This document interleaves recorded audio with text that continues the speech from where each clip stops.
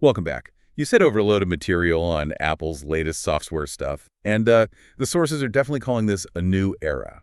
So our plan today is to hit the key details, the new stuff, just so you're up to speed quickly on what's actually coming this fall. Okay, let's get into it. Yeah, what really jumps out from all this is how unified it feels across everything, Yeah. iPhone, Mac, Watch, the whole lot.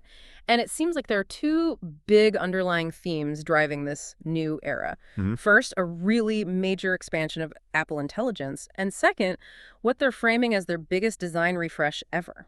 Okay, let's start with the AI, the intelligence part. We saw it introduced last year, right? Mhm. But now it seems, well, way more deeply integrated based on these sources.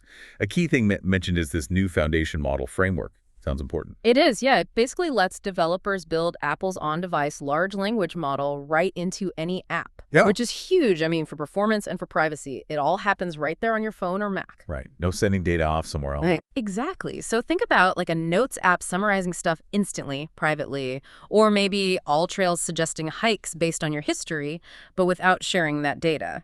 Secure on device. That's the key. And it's going into core apps, too. The translation bit sounded interesting. Live translation. It's built into Messages, FaceTime, even standard phone calls. Again, totally on device for privacy. Translates text as you type or voices in real time during calls. And it works even if the other person doesn't have an Apple device. Okay, wow. And the other big theme, the design. Yeah, the headline here is this new material they're calling liquid glass. Oh. The descriptions say it's sort of translucent, dynamic. It adapts visually based on screen content, ambient light. It's meant to feel natural, add depth. And this is going everywhere. Across the board, yeah. Lock screens, icons, controls, Mac, Watch, Vision Pro, everything. The idea is a unified, kind of gorgeous new look. Elements are redesigned too, like fitting rounded corners better. Makes sense. And alerts might pop up right where you tapped, more physical feeling. Got it. And a small thing, Yeah. but they're unifying the numbering. Right. Everything this fall 2026 is just version 26. Simple. Okay, so with those big ideas, the AI and the liquid glass design, let's maybe quickly touch on some highlights for each OS. Just the key new bits. For iOS 26, besides the design everywhere, what stands out? Well, visual intelligence gets a big boost. You can apparently interact with almost anything on screen, even ask ChatGPT about what you're seeing directly. Interesting. And the phone app gets an overhaul of things like automatic call screening, smarter spam filtering using that on-device AI, messages, gets backgrounds, polls, stuff like that. What about WatchOS 26? New design there, too. Yep, liquid glass on the watch. And a neat AI thing is the Workout Buddy. Uses a generative voice for personalized motivation during workouts, Okay. plus smaller smart things like proactive notifications that adjust volume based on noise, and a new wrist flip gesture to dismiss alerts, just making things smoother. Oh, and a Notes app, finally. TVOS 26. Mostly design. Design, yeah. Updated look. And profiles now show up when it wakes, which is practical. Moving to the macOS Tahoe, it gets the shared stuff. Right. Liquid glass design, live translation, the call screening tools.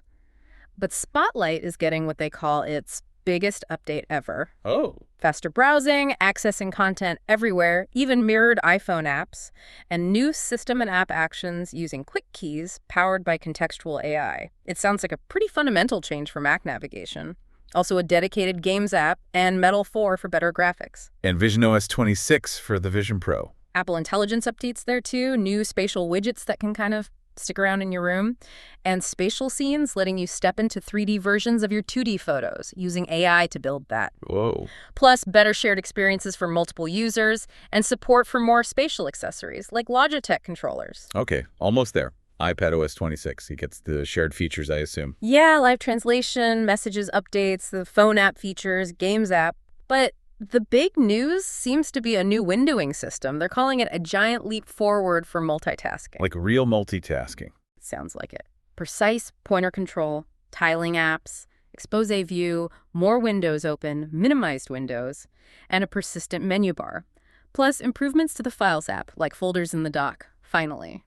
And a dedicated preview app. Wow, okay. That's a lot across the board. Yeah. When is this all landing? Developer betas are out now, apparently. Public betas next month. Yeah. And then the general release for everyone is this fall 2026.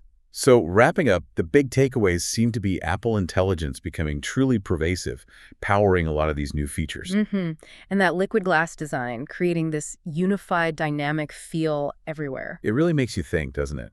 How might having this level of intelligence embedded across all your devices, all wrapped in this consistent, adaptive design, how might that actually change the way you use technology day to day in the coming years? Something to mull over.